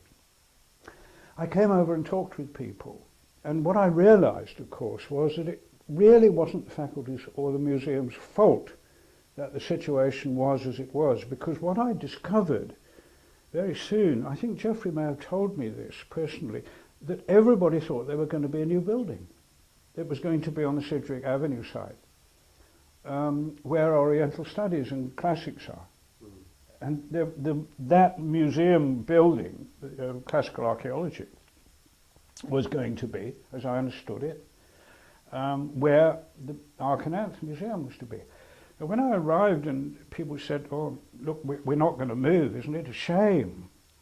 I said, no, it's great, because we would be moving away from the centre of Cambridge. And what we had to do was to stay in Downing Street, whatever the problems. But I didn't know what to do. I didn't know how to develop. I had really no idea at that stage. I had to talk to other people, and Edmund Leach, and also Adrian Kepler, who was then in Honolulu, and she was in the American tradition of cultural anthropology and archaeology, you know. They both said to me quite independently, look, go to the States and talk to people at Harvard, Williams at Harvard, and various other people in this cultural tradition of American university museums where you have archaeology and anthropology together. They've got the same problems. They've got to develop collections into a modern setting. They've got to make them relevant for teaching and research in the contemporary sense. The difference is that British social anthropology at that stage, superficially anyway, and I've always believed this, wasn't interested in museum collections, wasn't interested in history in that sense. Now, I never actually believed that in a total sense. And when I got to know Evans Pritchard at Oxford before I came to Cambridge, I got the impression that he was also interested in history. And I mean, there's stuff from Evans Pritchard in the Pitt Rivers, and there's Andaman Island material here from Radcliffe Brown, and so on and so forth. You know, you can't just turn over history like that vis-a-vis social anthropology. And when I got to know Edmund, I realised that there too, although Edmund, of course, was anti-history in the sense that you can't just have a conjectural history. You have to have a history that makes sense in relation to archaeology. Yes. I think the big point was that social anthropologists in the British tradition didn't see archaeology in the broad sense that we saw it in the Pacific as part of the overall discipline, in the Skinner ethnology tradition that you could build on, you see, with a contemporary technique. So you get radiocarbon dates in archaeology that are relevant for the creation of Polynesian history in the broad sense, and the ethnography fits into this. And when you deal with social change as an ethnographer, you're really working in the same tradition as archaeologists are, looking at social change in the pre-European context. That was my philosophy. And when I came here, I realized that what I had to do here was, broadly speaking, what I'd done in Otago. I had to find allies within the faculty board, particularly, and in the old schools. And I had to do it with the same rigor that I tried to adopt as a party member, you know, defining tactical positions in a broader philosophical context, strategic context, without being doctrinaire about it. And I think I tried to work like that. But I didn't know in detail how we were going to move until I got to know the assistant curators, Malcolm MacLeod, before he went to the BM, who was very, very good in this respect, and also the archaeologist who'd been here with Geoffrey. Oh, it'll come to me. I think. Not Pat Carter. No, Pat Carter, yes, when Pat came, but also, oh dear, isn't this awful? I've forgotten her name for the moment. It'll come. She gave me an enormous amount of help, and eventually I got her promoted to a senior assistant curator the first time there'd ever been one. Mary Craster? Mary Craster. Sorry, Mary was an enormous help. I mean, she advised me continually on the archaeological side. She knew everybody. She'd been here since '57. She'd worked with Geoffrey, who was very supportive, incidentally. Never interfered. We used to talk occasionally, but Geoffrey wasn't terribly well, even then. The breakthrough was when we had curators' meetings and MacLeod said, look, there's potential storage at a place called Shorts. And we went out to Shorts, to the old Shorts factory site. And there we could put collections temporarily, permanently now, of course. So we began to get space, and we worked out a program. The American advice was helpful here, but it was essentially the assistant curators who worked out the detail. Mary and Malcolm, and then Pat, and then of course Debbie, Debbie Swallow. They worked out the details of how we would reorganize the collections, because what we had to do was find out what we had in detail, get storage space to move things around, and start rebuilding. But we couldn't do any of those things until we had a better idea of overall policy. What sort of museum were we going to try and develop? And how were we going to try and work according to a program? And I talked to Edmund, and Edmund said, have a yearly program and get it through the faculty board and get it through the general board. And he said, you can always postpone a program if it's a yearly program for a year. If you don't get the money for that next year, just hold it and then do it the next year. Have a big chart, he said. And he was right. He was absolutely right. And that's what we did broadly. It's all in the annual reports, you know, what we did. But it meant that the museum looked a mess for considerable time, because bits were shut off and collections were being moved. And we did not redo the displays, except for short-term ones. We didn't make the mistake that many museums do when they're reorganizing. Redo the displays and then do the storage. You never redo the storage. We redid the storage. And then David Philipson redeveloped the displays. Well, my side of this was 11 years, between 70 and 81, by which time I was exhausted and I resigned. Right.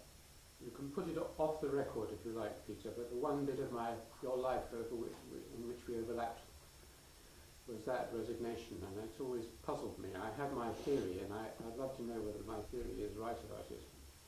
Do you want to say anything more about the resignation? I felt I'd done the job that I came here to do, by which time I was in Darwin. I was married to Adrian Kepler, and the plan was, because she never intended to work in this country, she didn't think she'd ever get a job anyway as a Pacific ethnomusicologist. My idea was to divide my time between Cambridge and wherever she was, because I also had responsibilities to Valmai and also to the children and so on.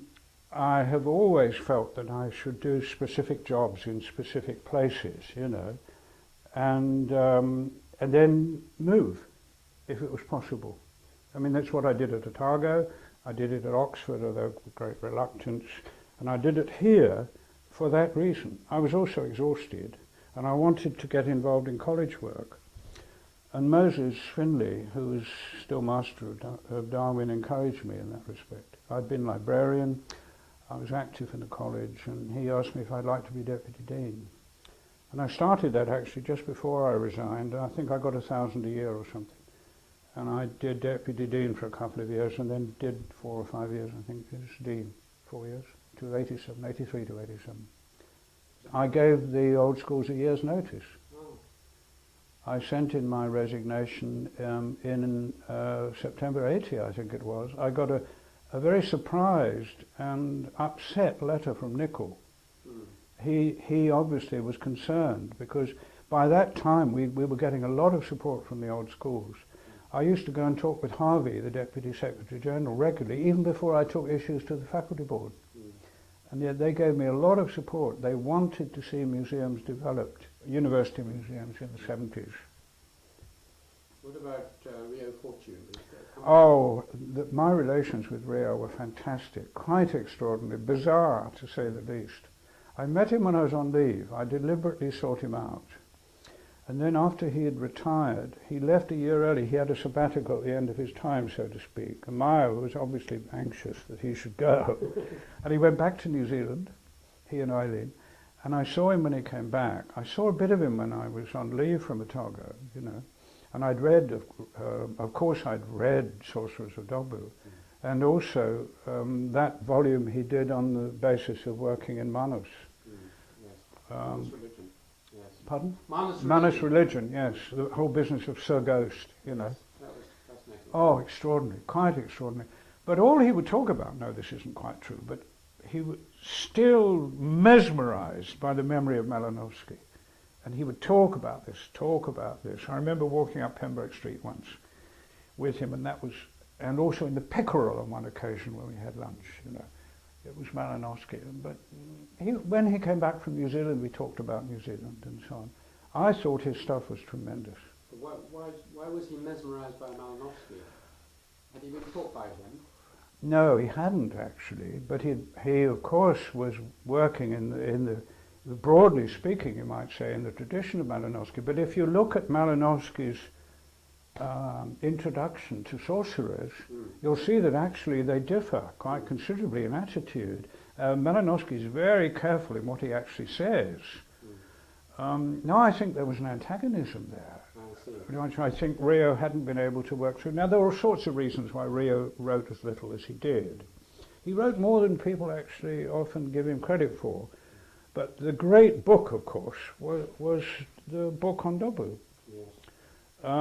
And I went back to it recently when I was teaching at Otago this January, February, and it's full of ambiguities because you don't quite know how he got his information. And then there's a whole relationship with Mead that's very interesting, and the work in Manus and so on. I remember him telling me once that Margaret had been to stay with he and Eileen, and I was interested that, you know, there was a good relationship. But I remember once after a faculty board meeting talking to Graham, who incidentally, Graham Clark gave me a lot of support, as did McBurney, as did Maya actually, although Maya Fortis at one stage said, look, he said, why don't you sell some of the stuff? Then you'll have lots of money for the museum. That was Jack's idea too. At one stage, but Jack gave us a lot of support. Look, Alan, we could never have redeveloped a museum, which present colleagues are now capitalizing on to great effect, if we hadn't had the full support of the faculty board. I had to convince her that money from the museum didn't mean less money from the faculty. Harvey has stressed that point. And they were very careful in the old schools to make sure that that was the case. How did you get on with Maya Fortis? Very well. You liked him? I liked him very much. I felt that he was to a degree sidelined. I read the stuff, you see. I read African Political Systems. When I got to know EP a bit in Oxford, in the Lamb and Flag, I read this stuff as far as I could. And I tried to understand it, but personally I got on very well with Maya. You had to convince the faculty here that the development of the museum was necessary in its own terms, and also it had great historical significance, that the ethnographic collections were as important, if not more important, than the archaeological, and so on and so forth. Once I got that idea over... I've actually got EP's cushion. Evans Pritchard's cushion in the corner there, and he was my PhD field examiner. Is there any short thing you could say about Evans Pritchard and Raymond Firth? Those are the two who would be... I went to see Raymond when I was on leave in '64 for his advice on how I should develop the department, and I told him what I was doing, and he said, excellent, go on doing it. He had contributed to Skinner's Festschrift in 1959. And he was aware of what was going on in New Zealand. He was a good New Zealander, Raymond, you know, his loyalties were very strong. And he was very interested in what I was doing, and he said, look, keep good relations with Auckland, which I did.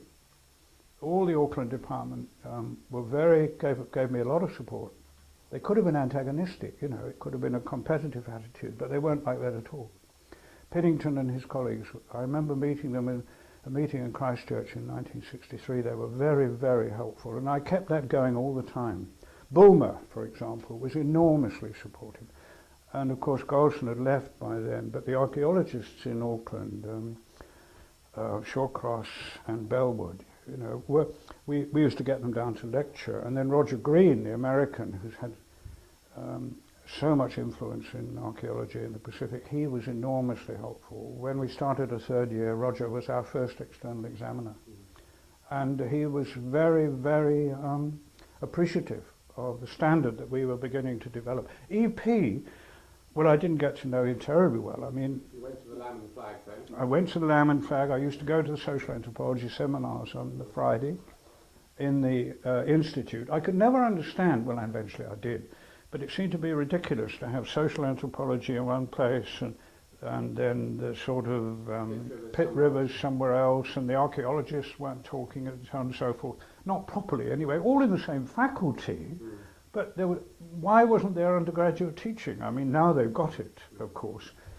But Needham gave me a lot of support, and Needham had some diploma and graduate students who were specialising in the Pacific, and he sent them to me for tutorials. So you got on with Rodney, did you? I got on very well with Rodney. I liked Rodney very much.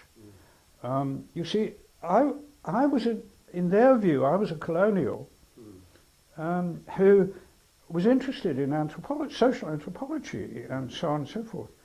And I used to go to the faculty board meetings or whatever it was, and I also Lienhardt was very helpful. I mean, I never had any difficulties whatsoever with the social anthropologists. EP I thought was fascinating. I went to his lectures. I went to the lecture he gave in the 2 years I was there on Malinowski. And it was fascinating. And each of them only lasted 40 minutes. What did he say about Malinowski? I can't remember. He talked to me about him, and he was pretty ambivalent. He was. That's my impression. But at the same time, you know, like so many people talking about Malinowski these days, Malinowski was important because A, B, C, D, but. Yes. I mean, and so on and so forth. Well, actually, the buts were very clear, I would have thought. I mean, they must have been clear to Haddon. For one reason or another.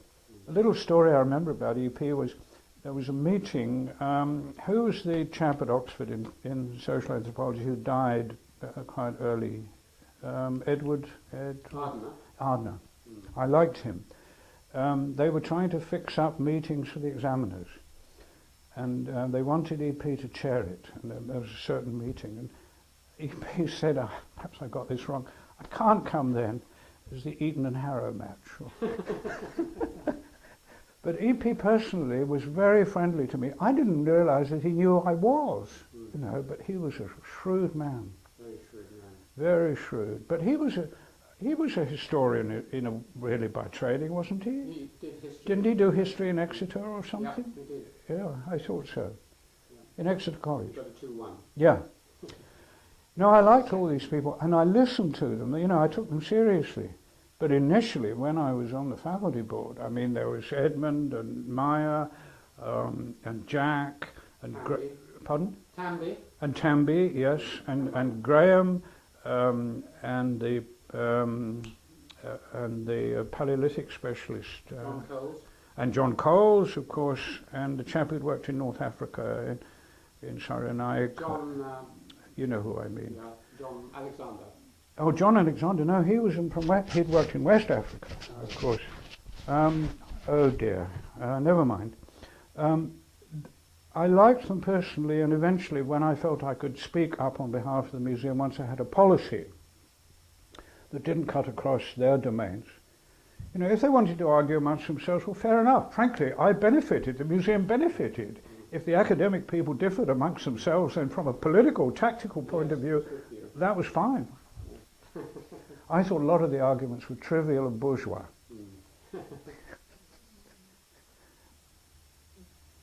So let's move on. You resigned. You went to Darwin.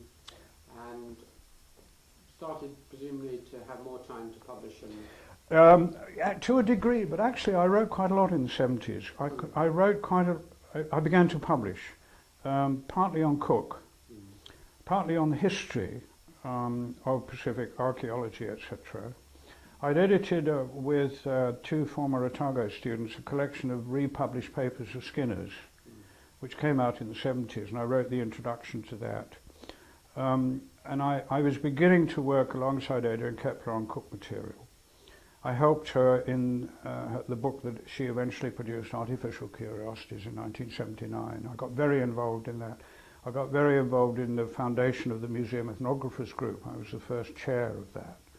And I began to publish in the 70s in that sort of general historical, anthropological, ethno-historical fields, you know. And of course I was beginning to publish on child. The first paper was 1971, but the genesis of that was a lecture that I gave in Prague in 1965. You see, it took a long time sometimes for this stuff to come through. And subsequently, I've actually published quite a lot on child, but not a book. Why are you so interested in him? There has been one book, Child in Australia, which I edited with two Australian colleagues, and I got a paper in that. Why am I interested in child? Well, partly because I was taught by him, partly because he was a very rare bird at that time, a Marxist archaeologist, partly because he was Antipodean. That only sort of hit me a little bit later, partly because he was so prolific. Two colleagues and I put together a bibliography for the Child Conference in Australia in 1990. And there are 600 items in it. You know, the reviews, for example, don't usually appear in his bibliographies. And there have been 3 good books on child, very good books, which I've always given acknowledgement to. But I've never finished a book myself, although there have been 4 versions at various times, you know, starting in the 70s. And I think I've done 13 papers on child. I mean, there's one in Danish and also in English, and there's one in Polish, or is it 1 or 2? I've forgotten, but no, 1. I'm bringing all this stuff together, and I'm going to finish it this year. I'm sure of that. It won't be a biography in the conventional sense. It'll be a study. There's no point, and I can't talk about his archaeology in the sort of detail that others have done, because I haven't been a European specialist, but I can talk about the development of his political philosophy and also of his Marxism. Now, his Marxism is interesting because he eventually wrote in the tradition of a Western Marxist with a much broader, almost you might say, anti-Soviet scope. That's putting it a bit too strongly. But it's interesting that although he had good personal relations very often with Russian prehistorians, what happened in history, for example, was never translated into Russian. It was translated into other subjects. There's a review of his work by a Russian archaeologist, whose name I've forgotten for the moment, who is very careful in the way he analyzes Child's work, you see, because under Stalin, the Russian archaeologists wouldn't accept the concept of the Asiatic mode of production. You know that. Yeah. Whereas he did, you see. And if you look at his book called History, which he wrote in the Past and Present series, and he was on the editorial board, you'll find there that he stresses the fact that that the development of socialism into communism and a classless society is not inevitable. You can get chaos. You can get the mutual ruin of the contending classes, to quote from the Communist Manifesto. And that's in his article. And that's in my paper on child and history, when I gave the Child Memorial Lecture one year. Well, briefly, those are the reasons why I'm interested in child. The other thing is, of course, that he had this enormously broad approach to European prehistory. He'd read voluminously, he could understand most European languages, he knew the literature from Eastern Europe and the Soviet Union, which was very rare in Western Europe at the time, And also he had a view of the relevance of archaeology and prehistory to the development of Western civilization, which wasn't unique. I mean, the dawn of European civilization, the first edition, 1925, was not out of the blue. There were other people who had written about the origins of Western civilization, you know, from that perspective. But he had a much better detailed grasp of the literature, and also he kept his material up to date.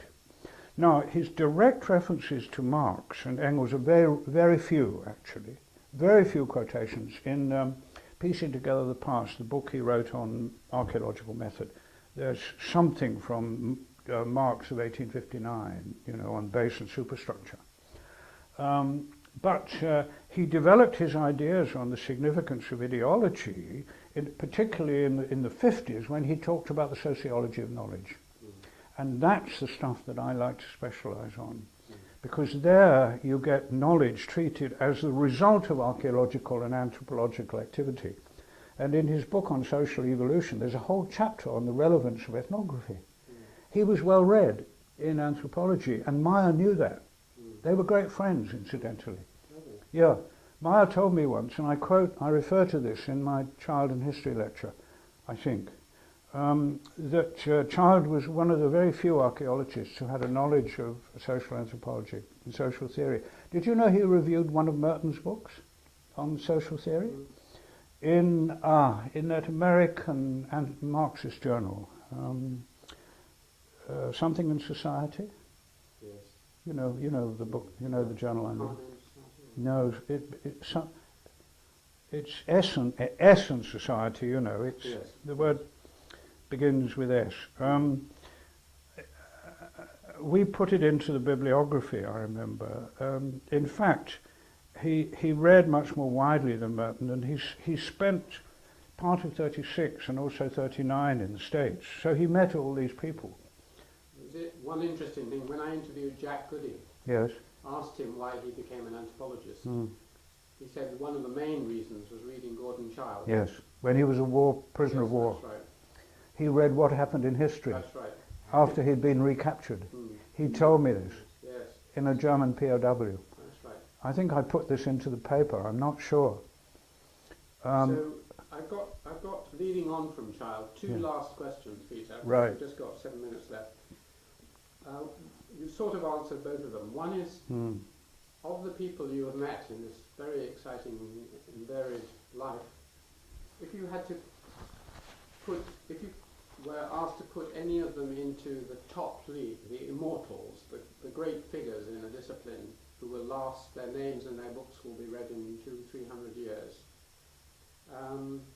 it sounds as if you think Childe would be there. Was there anyone else who struck you, either personally or intellectually, as a really great thinker? You mean could one regard them as historical figures? Yes. Yes.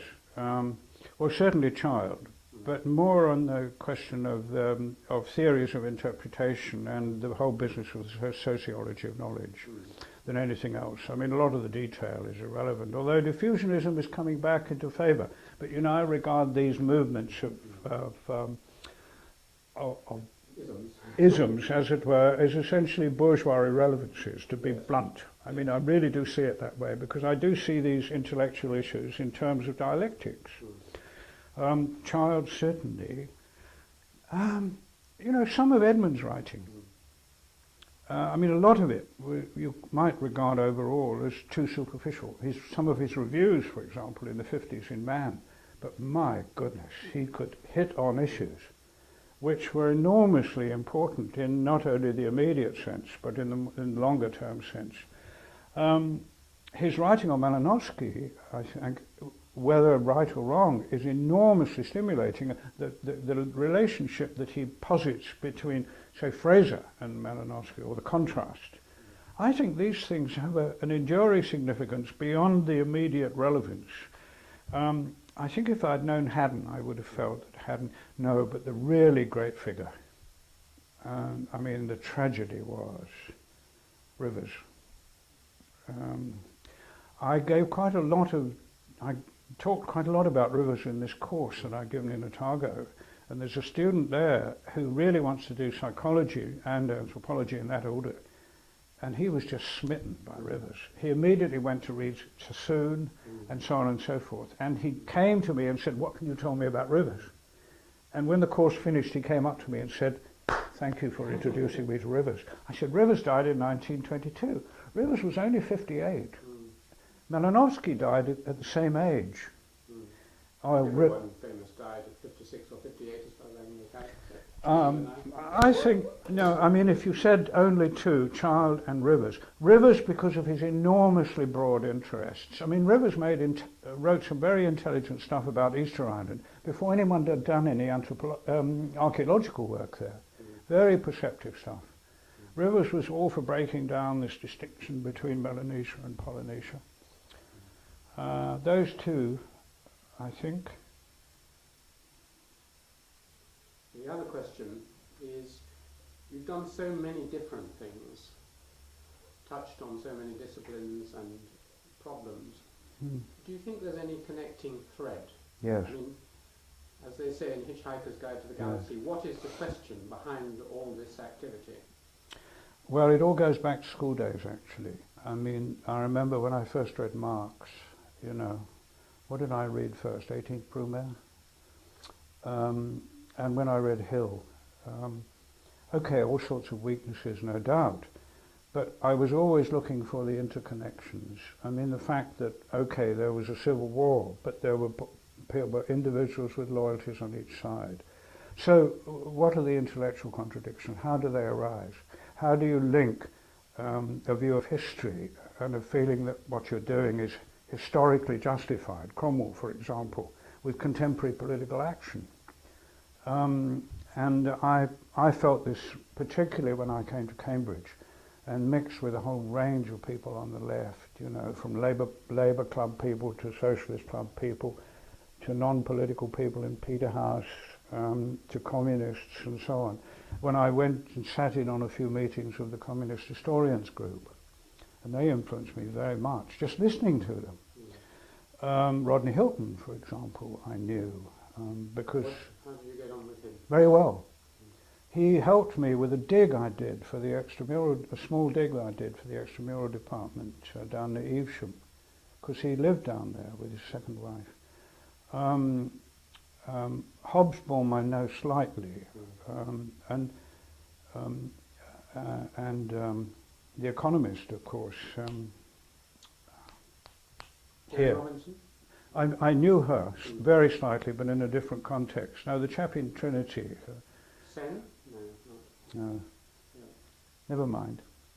I read The People's History of England, Morton's People's History of England. And okay, it was very selective. I still got a copy, and so on and so forth. But these people tried to take a broad view, and I always felt that this is how you should deal with archaeology and anthropology.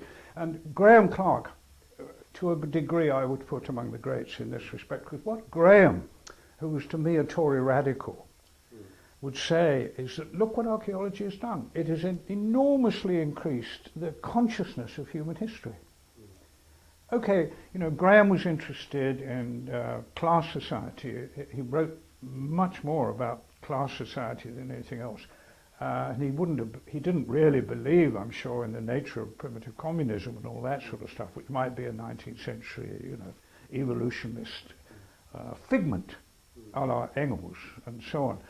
But Graham insisted on the crucial point that by the development of a proper humanistic and, in broad terms, philosophically a scientific technique, archaeology could add to the understanding of human history overall. And this is what I felt very strongly about the Pacific. I was lucky to go to the Pacific when all this was developing. And every time I've gone back to New Zealand, I've been back 7 times actually since I left, you know, I'm enormously stimulated by this, and still am. Well, one of the leading practitioners is a certain Professor Salmond. So we're just ending here, so do you want to say hello to... Oh, Anne. Anne. Oh yes, I mean she's influenced me greatly. Her whole approach to ethnohistory, the relationship between understanding of contemporary Maori society and the antecedents of the Maori and the contact, the study of the contact between Polynesian and European explorers. Of course, I went to that initially partly through Adrian Kepler, but also because they were pointing me to Oxford. I didn't realise this till I got there, because they thought I would know about Cook. I knew nothing about Cook. I knew nothing about Cook collections when I went there. And I discovered they had a collection from the second voyage, you know, which I had to work on with others and put on display for a special exhibition. I think it's the conjunction of history, anthropology and archaeology that's always fascinated me. And in the Pacific, you see, if you're working in ethnohistory, then you're working in a cross-disciplinary way.